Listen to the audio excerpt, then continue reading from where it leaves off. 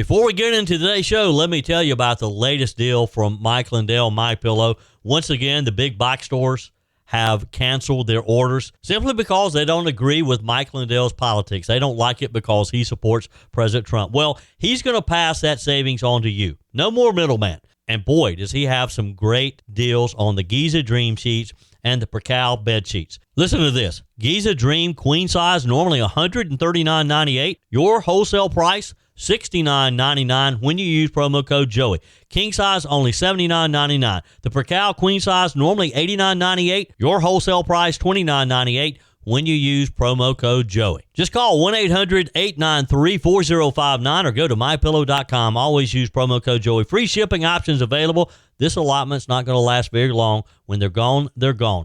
mypillow.com. Promo code Joey. Thanks for joining me in the PhD Weight Loss and Nutrition Studios. To lose weight for the last time, visit myphdweightloss.com. Here's what we're going to cover today. A federal judge threw out the indictments against James Comey and Letitia James yesterday, finding that they were illegitimate because they were brought by an unqualified U.S. attorney. Now, couldn't the same argument be made on the charges that both Alvin Bragg and Letitia James brought against President Donald Trump? They're certainly unqualified. We have the details on this breaking news for you. By the way, this story has a South Carolina twist to it. Stick around and I'll tell you what that is. Parents in Colorado are suing after their 11-year-old daughter was allegedly forced to share a bed with her male transgender classmate on a school trip. Folks, this is absolutely crazy. And what about this? A Virginia high school football coach is missing during his team's undefeated season. Has not been seen since last Thursday. We have the details on this, too. And a teenager found dead on a Carnival cruise ship died from mechanical asphyxiation and has been ruled a homicide by officials. We have the latest on this ongoing story as well. I told you we'd be back. And ye shall know the truth, and the truth shall make you free. It's Joey Hudson. I wanted to name it the Joey Hudson bill, but, they don't allow you to put names on bills. But I wanted to call it the Joey Hudson bill because I know that one's been near and dear to you for a number of years. That's how it's done. Let your voice be heard. And the truth shall set you free. Here's Joey Hudson. Well, it's another stunning turn in the ongoing political and legal battles under the Trump administration. A federal judge has just thrown out the criminal indictments against former FBI Director James Comey and New York Attorney General Letitia James. The reason? Not the evidence, not the charges, but the prosecutor. Judge Cameron McGowan Currie, a Clinton appointee, ruled that the woman who brought the indictments, acting U.S. Attorney Lindsey Halligan, was not legally appointed to that role. And that, the judge said, made the charges illegitimate. Now, here's what that means. Comey's false statement charges and Letitia James's bank fraud charges are dismissed, but without prejudice, meaning that the Department of Justice can bring them again if they go through a properly appointed U.S. attorney. This is a technicality. Now, that might sound like a big technicality, and it kind of is. Because Judge Currie didn't just say that Halligan made a mistake. She said Halligan was never legally in the job to begin with. So let's walk through how we got here. Back in September, President Trump fired the interim U.S. attorney in Virginia, Eric Siebert, and told Attorney General Pam Bondi to replace him with Halligan, a former White House aide and insurance attorney who had never prosecuted the case, by the way. Bondi did it. Halligan walked in, took over the office, and within days, she presented indictments to two grand juries, one for James Comey, one for Letitia James. That's how the cases began. But now, Judge Currie says there was one small yet crucial problem. Under federal law, Siebert's term had already expired. And once that happens, only the federal judges in that district, not the Attorney General, can appoint a temporary U.S. attorney until the Senate confirms a replacement. So according to the court, Bondi had no authority to install Halligan, and Halligan had no authority to bring the charges. In a ruling, Judge Currie wrote, The Attorney General's attempt to install Ms. Halligan as interim U.S. Attorney was invalid, and Ms. Halligan has been unlawfully serving in that role since September 22nd, 2025.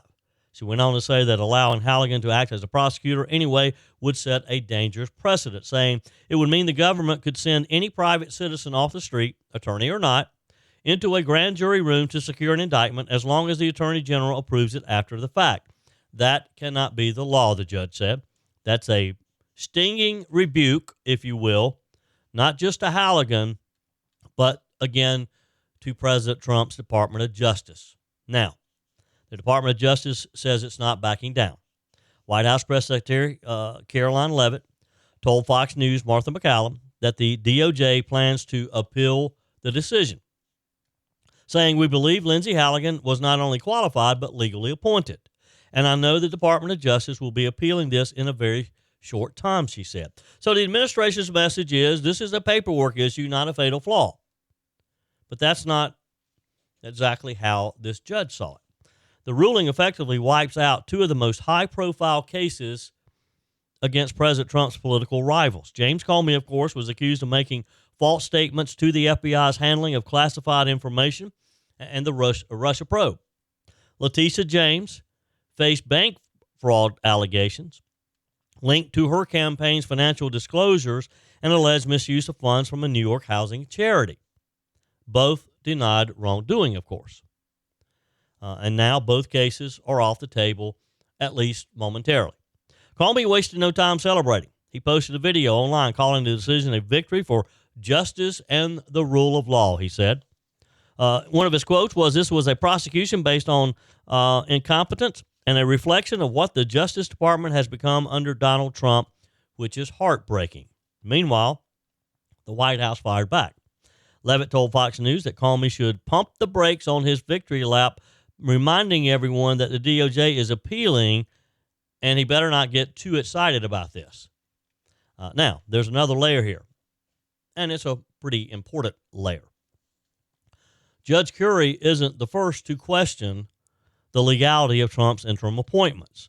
Federal judges have already disqualified similar appointees in California, New Jersey, and Nevada, all cases where the administration bypassed the Senate confirmation process. Now, who knows what's really going on here? I suspect that these federal judges, probably mostly liberal-leaning, are trying to do what they can to undo the Trump administration gains. And this is, eventually, Trump will win this, but it's going to take some time, and it's going to have to go through the court process. So the ruling isn't just about Comey. It's not just about Letitia James. It's about how the Trump administration installs federal prosecutors in states where Senate Democrats have blocked the nominees. This is where the politics comes in. Because this whole case highlights a tension between Trump's team and the federal courts, especially in the blue states, these liberal judges, where the president has struggled to get his nominees confirmed. By sidestepping the Senate, President Trump and Pam Bondi have found a way to keep loyalists in key legal positions. Critics call it an abuse of power. Supporters say it's necessary as a workaround for a very dysfunctional system. Either way, the result is some of the chaos that we've seen in the courts. So what happens next? The Department of Justice can appeal to the Fourth Circuit Court of Appeals. If they lose there, they could try to refile the indictments under a legally appointed U.S. attorney. But time is not on their side, particularly in Comey's case, where the statute of limitations was already close to expiring. If this ruling holds, those charges may never come back. And that would be a shame that this man, whom we all know is guilty of the charges, but he may walk free because of a technicality and a liberal judge. And again, I have more on this liberal judge a little bit later. So the bottom line here is James Comey and Letitia James's cases have been dismissed. Again, not because of the facts, not because they were found innocent, but because the person who brought the charges didn't have the authority to do so, according to a liberal judge. It's a procedural mess, and it's another major setback for the Trump administration. No other way to look at it. It is a setback for the Department of Justice. As one legal analyst put it, it's not about guilt or innocence, it's about legitimacy. And that's where the fight is headed next. Can this judge legally do what she did? Eventually, again, I think the Trump DOJ will win, but at what cost? Does it take too long and to the point that the charges can't be refiled against James Comey?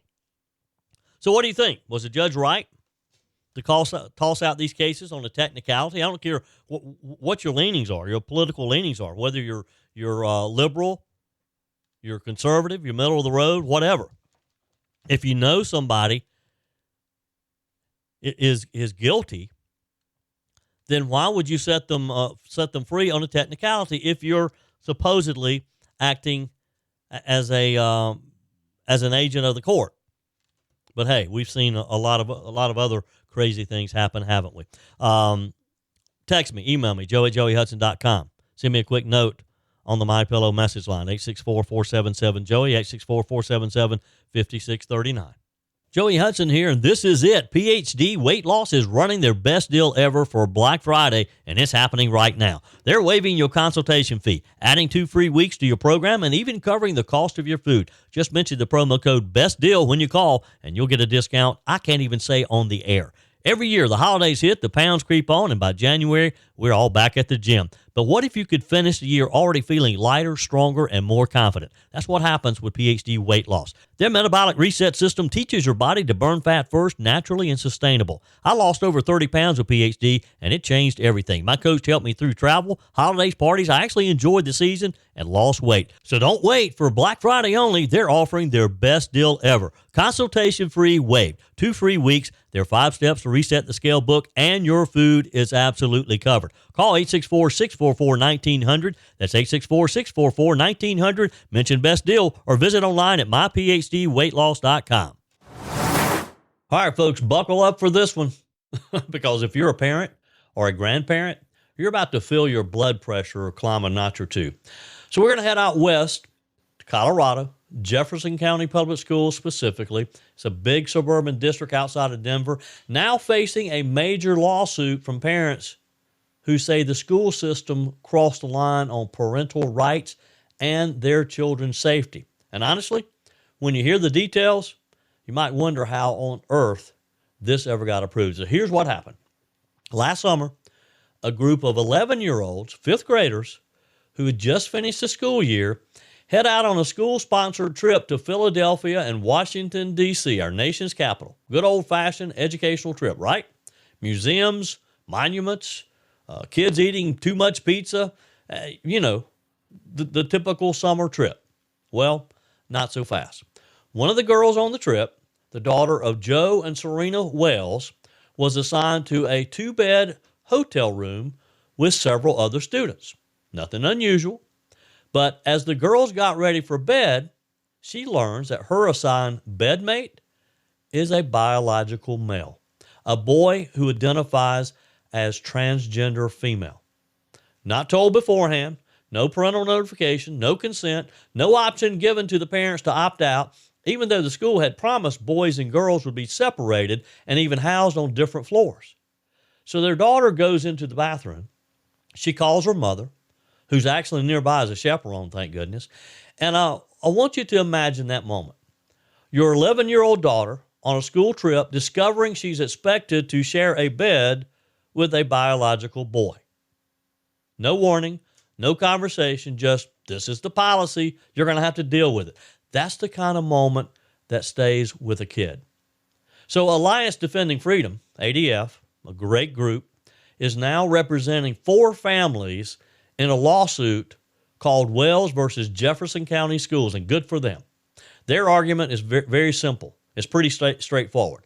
The district's policy allows biological males to room overnight with girls based solely on gender identity.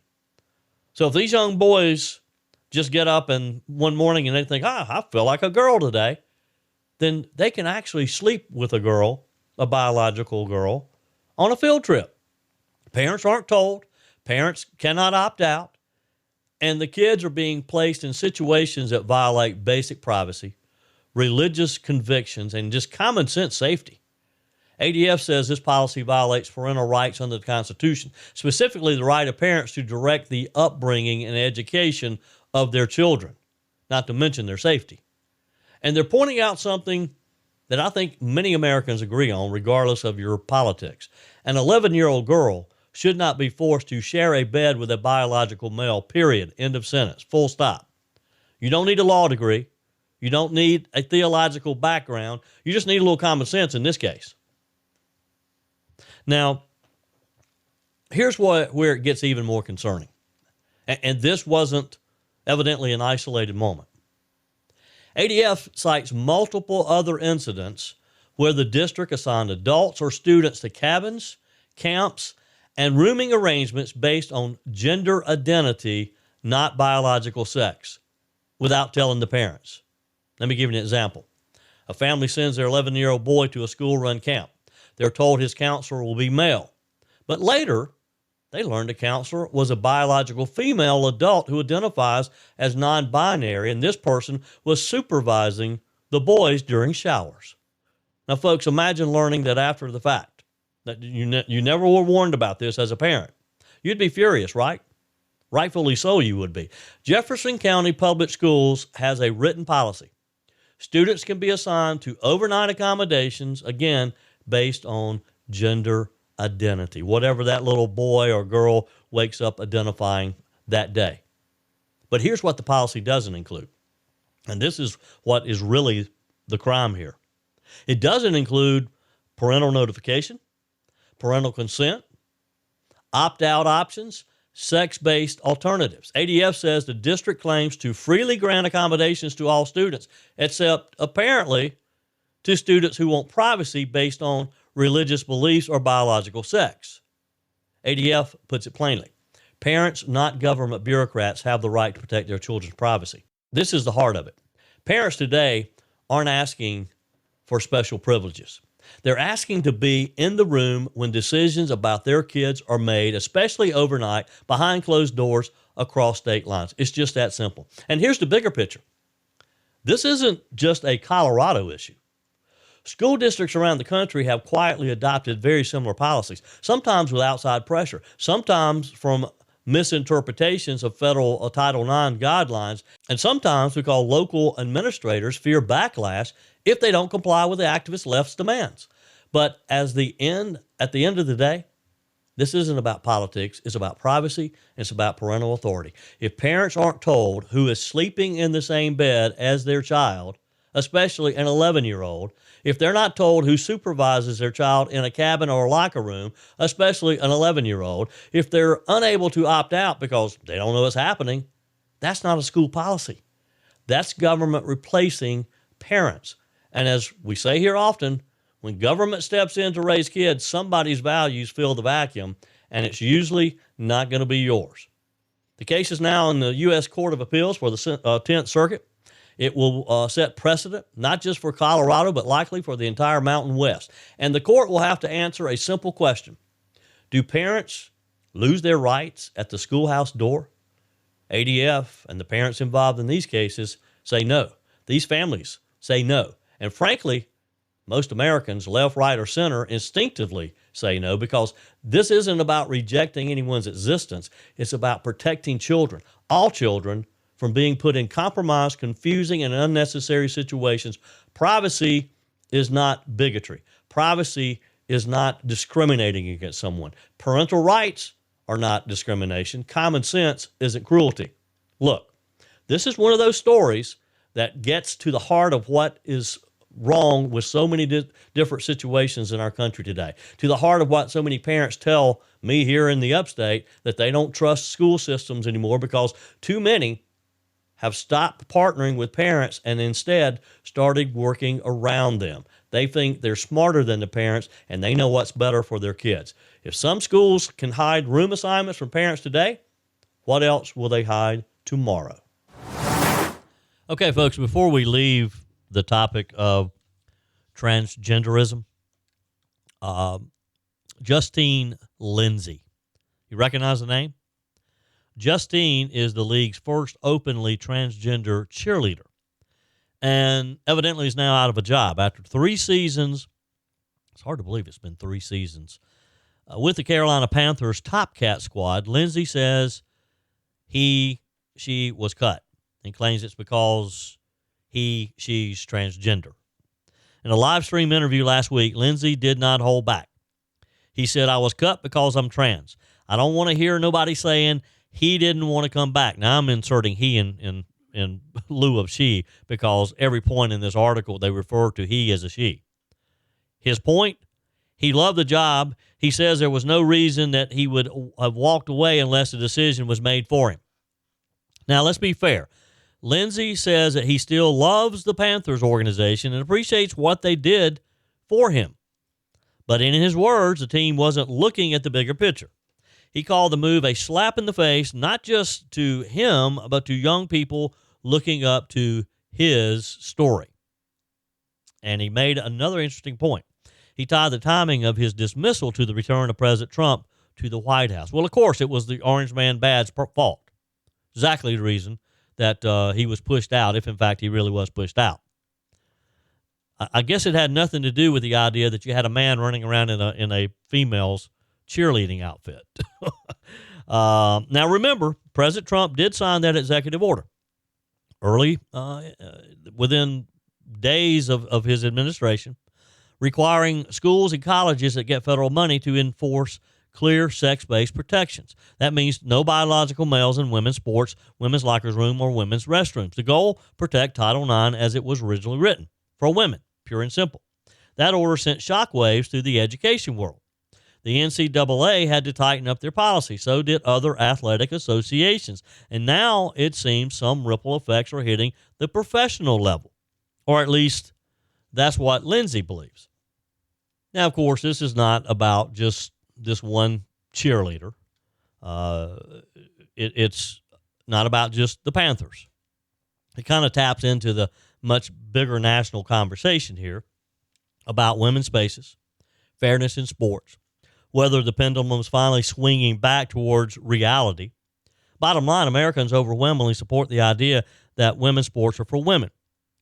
Men's sports are for men. And the Trump administration is making it very clear you can't take federal money and then turn around and ignore basic biology. And so maybe the NFL, maybe the Panthers is finally waking up and thinking, well, maybe it's not such a good idea to have a male, again, running around in a female's cheerleading outfit. Who knows? Speaking of football, a small Virginia town is searching for their head football coach as they head into the final weeks of an undefeated season.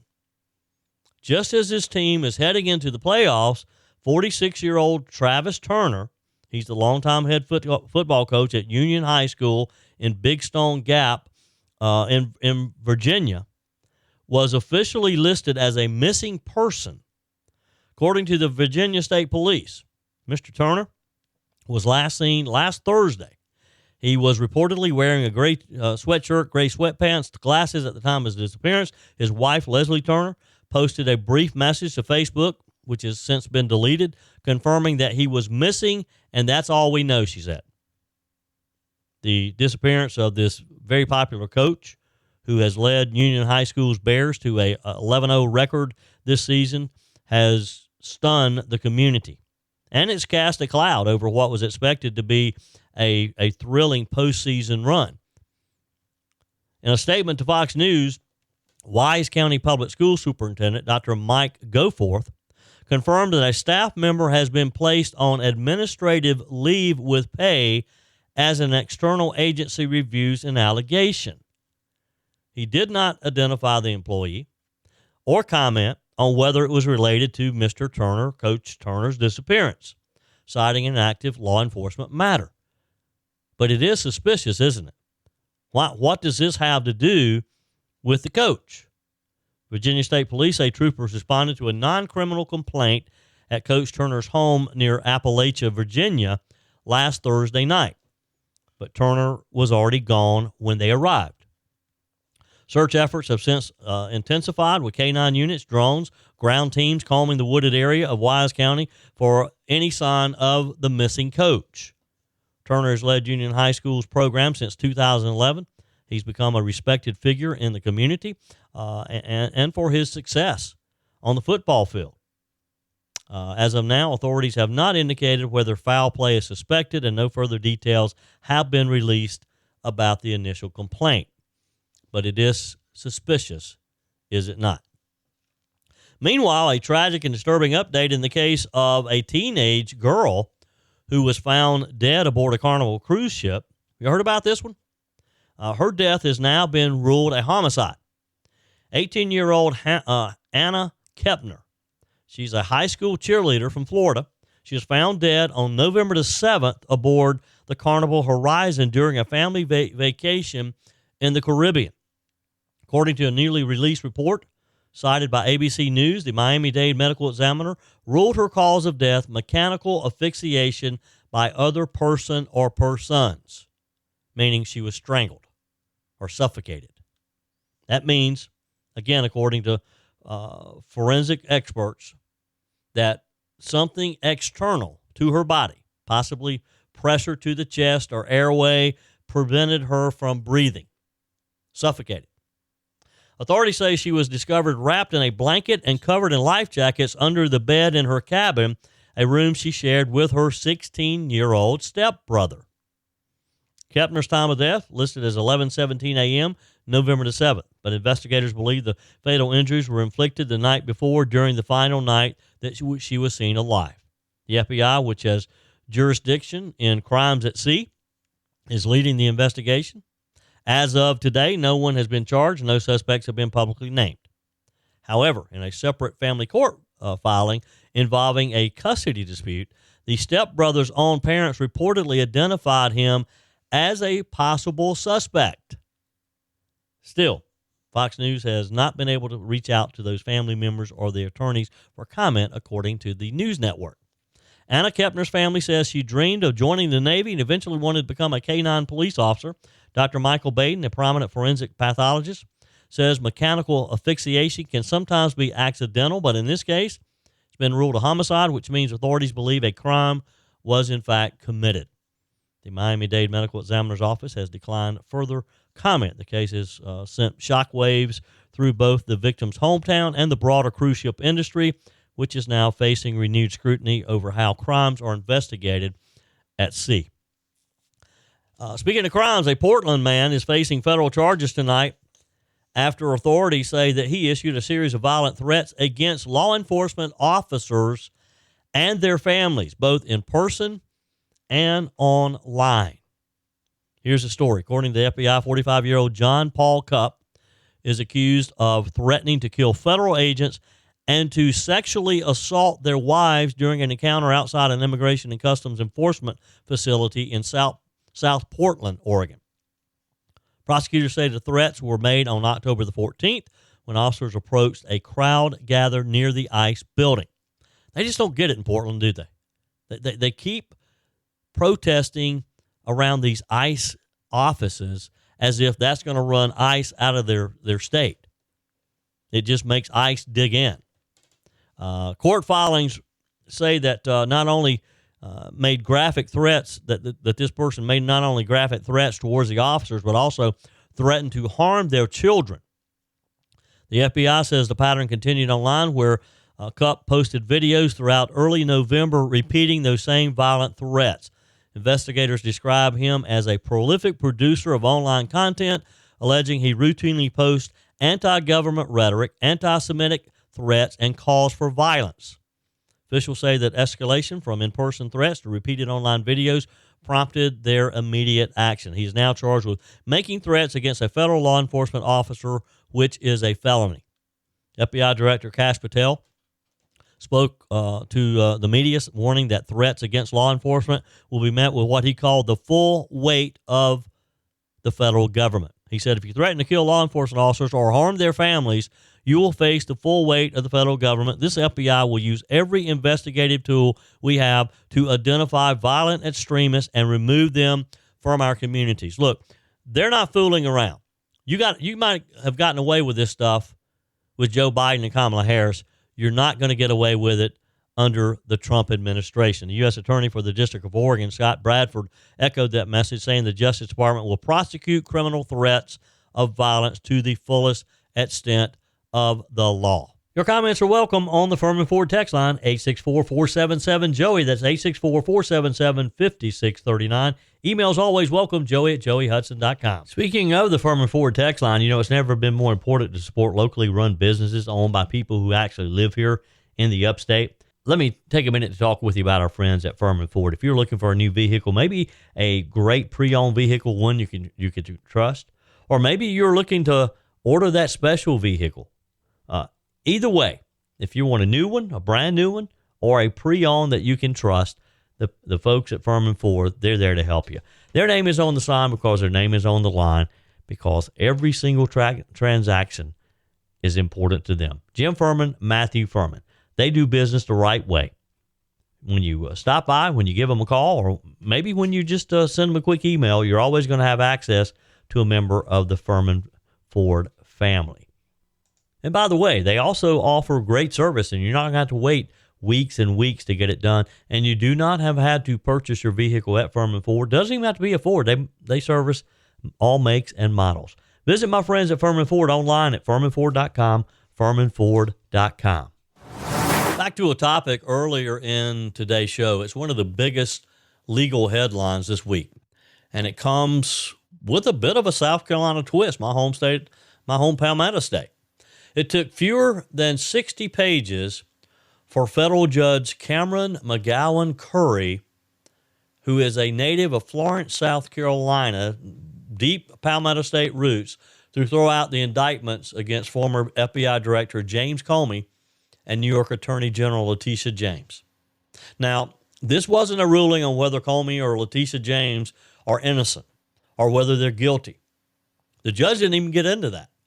What she said, very plainly, is that the prosecutor who brought the charges was not legally appointed to do so, and that makes the indictments invalid.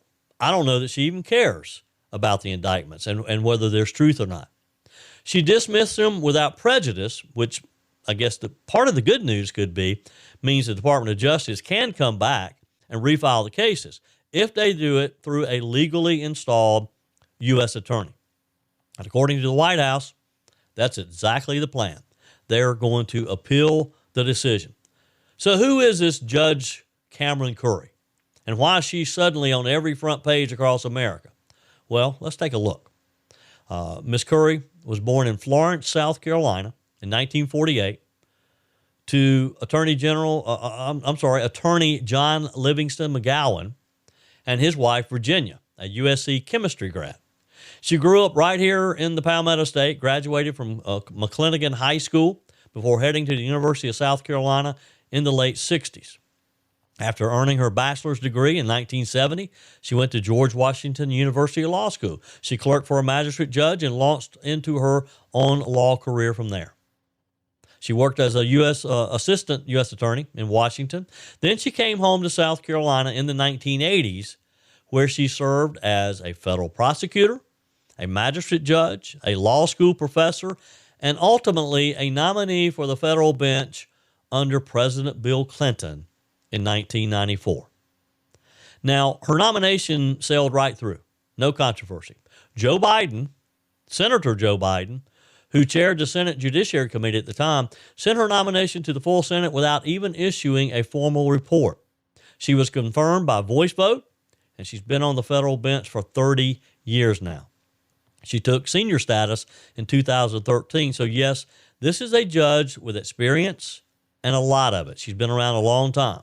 Judge Currie has handled plenty of South Carolina-specific cases over the years, many of them quiet, behind-the-scenes decisions that don't make national news. But in this state, lawyers know her name very well. So let's run through a few of the more notable rulings, if you will. PD school desegregation case. One of her early opinions involved an ongoing effort to desegregate a PD area school district, a highly sensitive issue in South Carolina education and one that she handled near the start of her judgeship. She ruled against Governor Henry McMaster in the mid-2000s. He wasn't governor then. She ruled the state's ban on billboard ads for adult stores was unconstitutional, a case where Henry McMaster, who was then Attorney General, argued the opposite. So she wasn't afraid to go against the state's top Republican. She blocked a pro-Christian license plate. Judge Currie struck down a Christian theme, I believe, license plate approved by the state legislature, ruling it violated the Constitution's limit on state endorsement of religion. This decision drew a lot of attention from conservatives in the state, as you can imagine. And this kind of tells you just what her thinking is, just her beliefs. She jailed a plaintiff who cursed her out. This one lives on in a legal blog history. The widely read Cornell Law School blog highlights her decision to jail a courthouse plaintiff for several months after he cursed her. It showed she has no problem using the full power of that gavel that she holds. And the Alvin Green case. Remember Alvin Green, the little-known candidate who shocked the country by winning the Democrat Senate primary in 2010? Currie issued a ruling that effectively upheld that outcome despite massive controversy and national attention. Recent high-profile South Carolina cases, she ruled in favor of the South Carolina House Freedom Caucus, which is a surprise, allowing them to raise money against fellow Republicans in the General Assembly, which was a major win for conservatives fighting for their own leadership. So you see, you really, it's hard to predict sometimes how she's going to come down on a case. She also presided over the prosecution of the caucus's former founder and disgraced representative, R.J. May, who faced child sexual abuse material charges. And, of course, she wrote the widely publicized opinion that denied Alex Murdaugh's request to block the release of his jailhouse phone calls. Several other judges declined to take that one. She took it head on, did not shy away at all. Now, in these new opinions, Judge Currie did not weigh in on whether James Comey lied. She did not weigh in on whether Letitia James committed bank fraud. Instead, she zeroed in on the process. President Trump removed the interim U.S. Attorney in Virginia, you may recall. Attorney General Pam Bondi installed Lindsey Halligan, a former Trump White House aide, into the role. And according to Judge Currie, that appointment was not legal. Therefore, Ms. Halligan had no authority, she said, had no authority to bring charges to a grand jury. Here's what she wrote. It would mean the government could send any private citizen off the street into the grand jury room to secure an indictment. That cannot be the law, she said. Halligan had no prosecutorial experience, and Judge Currie viewed her as a private person with no authority to indict anyone. So, the cases get tossed. For now, again, the White House is vowing to bring it back and to file the charges, and they're going to appeal her decision too. This matters because Judge Currie allowed the DOJ to come right back and refile the charges. Though that is the good news, that these charges can be filed again. So for Comey and Letitia James, the legal fight isn't over. Don't celebrate too much. So where does this leave us now? We've got a Clinton-appointed judge, deep South Carolina roots, a long record of rulings that touch everything from religion to politics to the Murdaugh saga, and now she's smack in the middle of one of the most politically charged legal battles in America. The DOJ, again, says it will appeal. The White House is saying they're confident they'll win. Comey is celebrating, at least for now, and the Halligan appointment fight is far from over.